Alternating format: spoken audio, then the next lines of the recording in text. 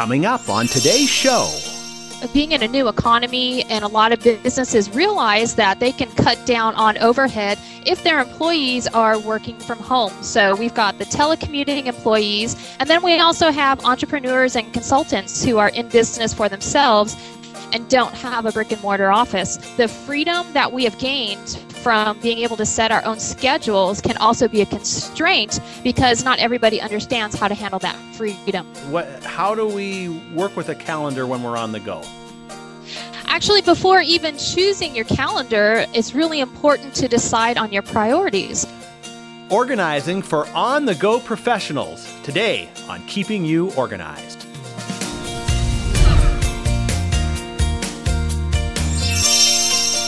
Hello and welcome to Keeping You Organized. Today we're going to talk to you if you are one of those people that are always on the go, a busy professional, maybe working out of your car, out of a hotel room, or on the road somewhere. In fact, a lot of people don't even have offices anymore. They're working at Starbucks. So it's going to be a great show today, and we have Helene Segura from livingordersa.com out of San Antonio. Helene, how are you doing today? I'm doing great, John. How are you? I'm doing good. Now, I'd ask you the question, are you on the go today or are you in your hometown? Today, I'm actually in my hometown, so it feels good to be put for a little while. Okay. Well, it seems like this mobile workforce, more and more of that's happening now. Companies are, in fact, a lot of companies are just downsizing their space. They don't even have offices for people anymore. They either have to work out of their home or a coffee shop or one of these remote locations. So that does provide some organization challenges, I bet. And I know that you work with some professionals like that. So let's kind of dissect that a little bit and give some people the tips that they can use to succeed at working like that. Absolutely. And you're exactly right as far as being in a new economy, and a lot of businesses realize that they can cut down on overhead if their employees are working from home. So we've got the telecommuting employees, and then we also have entrepreneurs and consultants who are in business for themselves and don't have a brick and mortar office. So on the one hand, that can save a lot of money. On the other hand, it creates some productivity challenges because you're no longer working right next to a lot of the people you need to communicate with. So you don't have that face-to-face interaction. You can't hang your head around the corner and knock on somebody's little cubicle door and say, hey, I've got a quick question for you. So it's almost like the freedom that we have gained from being able to set our own schedules can also be a constraint because not everybody understands how to handle that freedom.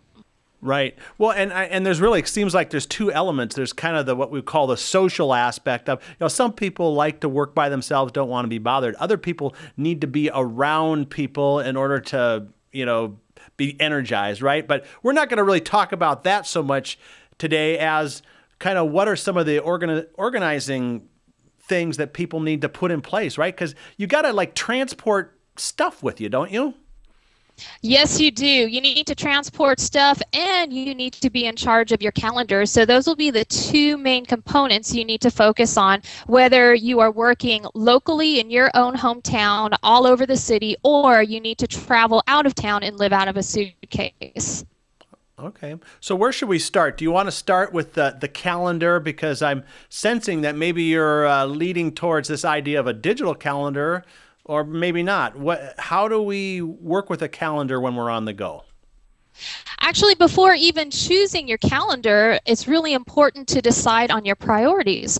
Now, a lot of people just kind of roll their eyes when I say, what are your priorities? Because the common answer is, well, I know what my priorities are, my family, my job, paying the mortgage. But the thing is, if we don't cue into those priorities every day, we don't see them in writing or see them digitally on our computer, it becomes something that's in our subconscious instead of our conscious. So we tend to make decisions that aren't as wise with our time when we don't have that focus of priorities. And so we don't get things scheduled on our calendars. A lot of things start to slide through the cracks, like, oh, I forgot to pick up my daughter from school, or I forgot about this meeting with my top client. So you want to make sure that you focus on your priorities first and schedule around those priorities. So those priorities, even if they're personal, they need to be on your calendar first before even making appointments with your clients. Well, let's talk practically how you would do that, because when I think of priorities, I think of things that, maybe I want to do in the next, several weeks or months or even the next year. How do you place those on a traditional calendar, whether it's electronic or paper, where, there's basically slots for days, times, and so how do you go about incorporating those into that? Maybe it's planning, or how do you do it? It is definitely planning. So let's talk about the global learners. So you mentioned that maybe you have something that you'd like to do a year from now or work on over the next several months. The first thing you need to do is figure out what tasks need to happen so that you can work on this project for the next several months up to a year. And from that list of tasks, you start scheduling those individual tasks in on your calendar. So let's say that you want to do an entire blog campaign 4 months from now. So you'd have to figure out, what steps do I need to take in order to make that blog campaign happen? So you would have to brainstorm for topics. So you need to schedule that time on your calendar, whether it's digital or paper. You need to actually sit down and do the writing. You need to do the editing. You need to schedule that blog post. So each of those different components gets scheduled onto your calendar. And these can be spread out over several days if you like to break things apart, because maybe you get bored easily, so you can't sit there for 2 solid hours and work on the same thing. Or if you are a marathoner and you do like to do the same thing for 3 or 4 hours, then you can block out a half day or however long you need for this project. A lot of times when we have these exciting things that we want to work on, we leave it in our minds and we don't get the steps onto our calendars, and that's why we end up working at the very last minute, because in our minds we had those steps, but we never made it a priority to get it done. Now, do you recommend taking and maybe doing this once a week or once every couple of weeks, where you're taking kind of your bigger projects and breaking them into the bite sizes? And then, of course, there's got to be review as well. Like, am I actually doing what I set out to do? Is that kind of a weekly or a bi-weekly kind of thing? I would say minimum once a week. And in order to do that, again, you'd set aside this reflection time and the scheduling time. But if you can do it at least once a week, you can stay ahead of the game and not always feel like you're constantly behind. And if you try to stretch it out to doing it once a month, you'll find that your concentration gets distracted because you have so many more things in the back of your mind. Oh, I still need to do this. I still need to do that. And that disruption of your concentration can make you less productive. So ideally, at least once a week.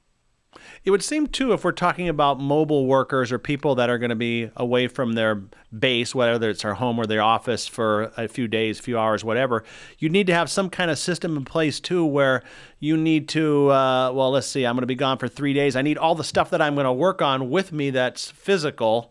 So is there some kind of like pre-trip or pre-outing checklist or something like that that you'd recommend? Or how do you coach people into being prepared so that when you are on the road and you say you have this in your calendar, you're able to actually work on it because you have everything you need to work with? Having that prepared checklist is an absolutely brilliant idea. The challenge with that is that there's not one exact list that works for everybody. Okay. So when I'm working with individual clients, what we do is we start keeping a tally of the different kinds of equipment that they need to use, whether they're working locally or out of town, and then from that list pull all of their regular items, leave space on their checklist for any items that are new because of a different project that they're working on, and then make sure that they start gathering those up the weekend before they need to leave or go anywhere. So that way, if something is missing from their checklist, they're not scrambling at the last minute, they still have time to purchase it. Okay. Are there any other like tips or tricks with calendars or scheduling, especially as it relates to people who are on the go, or maybe tools that you recommend people use so that they can do that effectively? I would say that if you are using a digital calendar, it's still really important to touch base and confirm appointments with people. So yes, still communicating the old-fashioned way, because a lot of times things can get lost in translation on a digital calendar. Even if you send an invite to somebody else, they may interpret it differently, or somebody misinterpreted the time zones. So digital calendars, make sure that you are following up with appointment confirmations.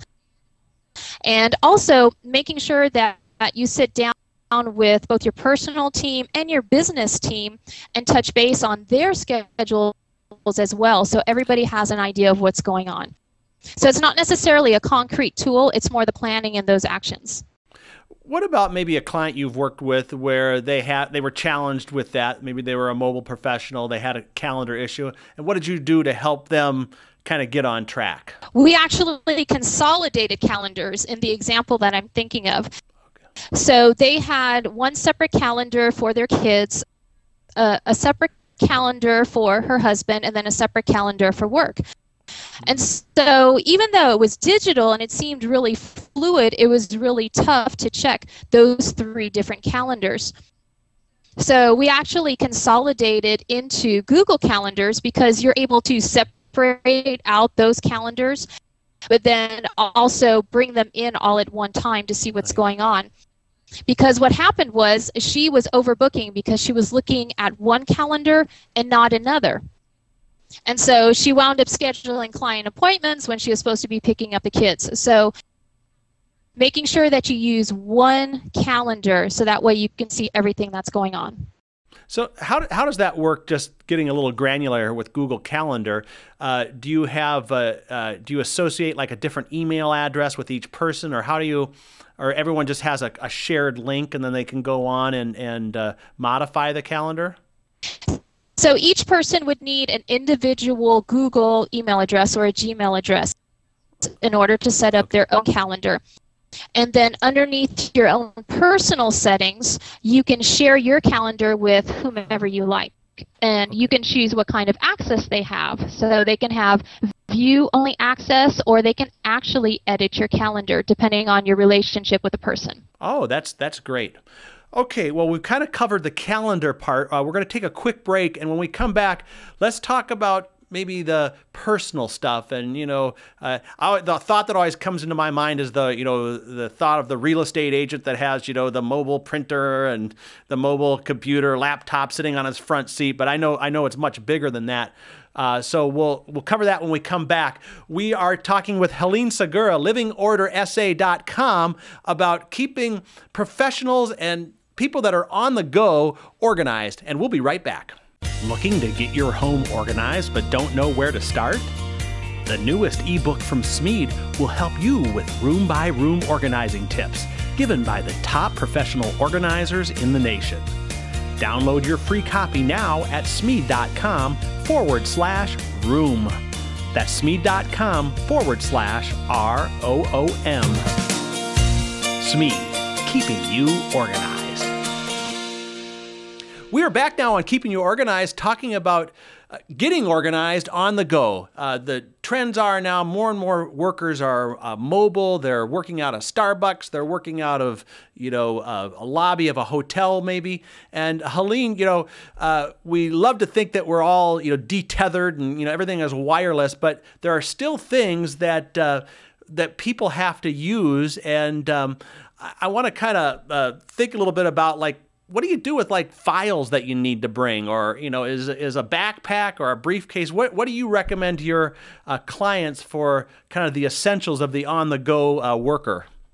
So for my clients who are digitally inclined, because not everybody is, we try to get as much of their documentation in digital form. So we will either have documents in Google Drive or in Dropbox or saved somewhere through the cloud. And so that way they have easy access to it.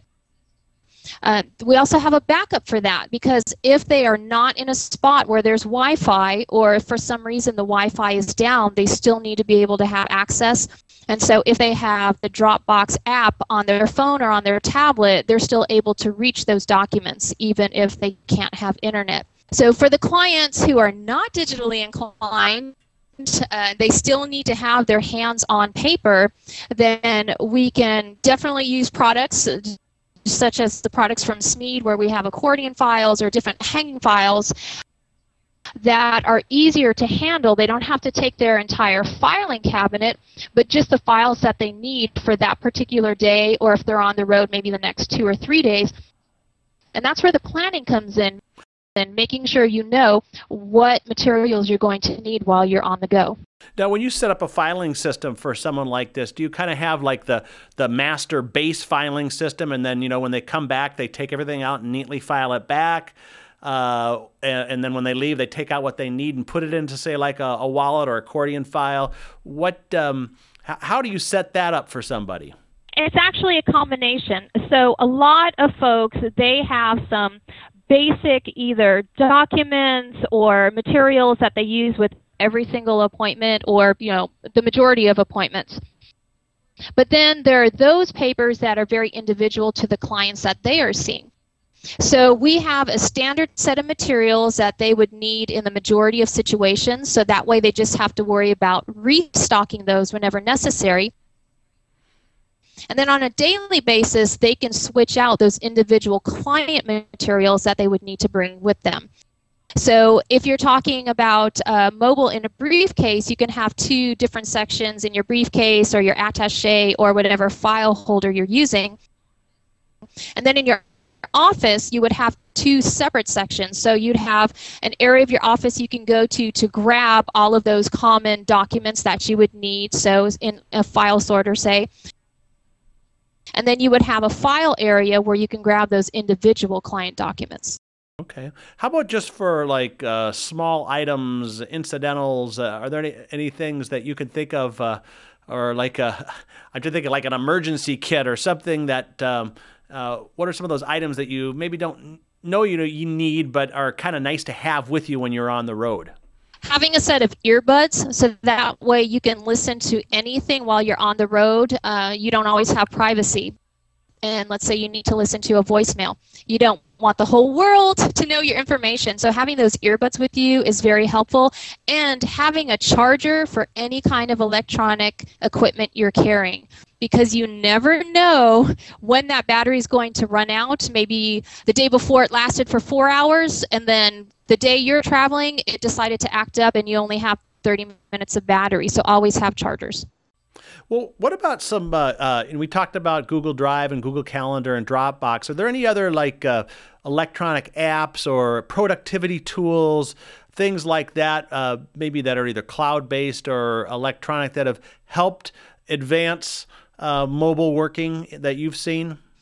A number of clients I work with use Salesforce or ACT or Insightly. And those are CRM or contact relationship management systems. And so a lot of those have cloud-based information. And so that takes away some of the paper that you would actually need to carry around, because you have all of your client information with you. So if you are already using a CRM system, you might want to look into the company and see if they already have an app that's developed or a mobile website, so that way it'll be easier for you to function. Okay. Well, let's say I'm getting together with you, first-time consult. I'm a mobile worker feeling a little disorganized. What are some of the kinds of questions that you're going to present to me as we first meet to assess kind of where I need to be organized at? Number 1 is going back to priorities, so I understand what's important in their life and what needs to happen. And by getting them focused on that, it becomes easier to schedule. Number 2, we would do a brain dump of all of the tasks that they might do during the week, whether they're out and about in the city locally or on the road.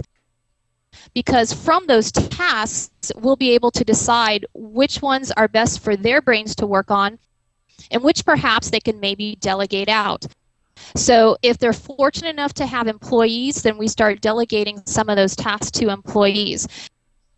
If they're solopreneurs, then we try to see if we can maybe barter out with some business colleagues or friends that they have who can help them with some of those processes, or perhaps hire a virtual assistant to take care of some of the things that really can be removed from their plate because it's not a good use of their time. Do you see virtual assistants becoming more and more present now as far as, that's kind of a oxymoron there, but because they're virtual. But I mean, do you see more and more people using virtual assistants? Yes, much more. Just because you are no longer limited to hiring somebody who's living in your city because of the digital era that we live in. So you don't have to necessarily meet with this person face to face all the time. And we have Skype, just like we're Skyping right now. So when we need to see them, we can have this kind of conversation. And more people are realizing that with the freedom of having and creating their own schedule also comes the responsibility of making sure that the right person is doing the right job. And if you're a business owner, that doesn't necessarily mean you have to work on all the components of your business. So bringing in those virtual assistants can definitely be a tremendous asset. Do you have any favorite like task management programs, or say you're working with a small team, or even if you're on your own, because we talked about the calendar earlier, but something that helps you manage tasks and projects? Anything favorite out there that you recommend? Two different favorites. On the personal side, a huge number of my clients love ToodleDo. And so there's a free version and a paid version. And I know it's a funny name, but they find it very helpful, and there are all sorts of task lists, and you can cross things off. On the business side, if we're talking about a small company, so maybe you have 5 to 10 either employees or virtual assistants, so a team that's on the smaller side, a number of my clients use Insightly, and that can also be synced with Google Business Apps. And that's a CRM and also a task manager, so you can assign tasks to yourself or to your team and get emailed reminders. Okay, and just explain a little bit more when you say the Google applications. You're talking about Google Drive and Google Calendar, or is there some other suite of applications that we haven't talked about? There is actually a suite called Google Business Apps. So this is specifically designed for businesses who want to harness Gmail and Google Calendar and Google Drive and have everything in one account, and also have it password protected, so you can decide whether somebody within your company or outside of your company has access to your calendar or to the documents in your Drive. And so Google Apps also syncs with several other kinds of apps depending on what you need, and one such example is Insightly. So I can use Insightly and also have it connect with any of my Google contacts. And so that way you don't have to have 3 different sets of information in 3 different places. It's all in one spot through the cloud. Well, this is just going to segue really nicely because we're running out of time here. If I'm feeling a little technically overwhelmed, is this a kind of service that you offer through your company? And maybe just tell people about what kinds of clients you work with and how people can get a hold of you. Absolutely. The majority of my clients are either in business for themselves or they're independent consultants. So while they work for another firm, they get to set their own schedules. And so the whole focus is productivity. How can you run your business or your job and still perform well while having a personal life outside of work? So that's done either through individual consulting and coaching or through keynotes and training. So while I do help clients with the technology, we actually start with all of the mind mapping and planning, because we don't know what the right technology piece is until we figure out what those priorities are and what tasks need to be completed, as well as which ones need to be delegated. Okay, and the website that people can get a hold of you at? They can go to livingordersa.com. Okay, great. Well, Helene, it's been great chatting with you once again back here in Season 2. We had you last year in Season 1, and always jam-packed full of good tips, so I know we're going to have you back on again as well. Thank you very much. I appreciate it, John. All right. Helene Segura, Certified Professional Organizer from livingordersa.com. And now I think you feel free to just get out of your desk, get in a car, get on a plane, because now you are going to be totally organized for on the go. courtesy of today's program, Keeping You Organized. Coming up next time on Keeping You Organized. So basically, we have so much going on. No one can do everything that they need to get done. There's all this opportunity coming at us, all this information coming at us, the little minutia, the big important things. And when I first started out in business a number of years ago, we could actually get it done. But in the last 15, 20 years, with a shift in the economy and in business, there is so much work. Most of us are doing the work of 2 or 3 or sometimes even 4 people that you can't get it all done.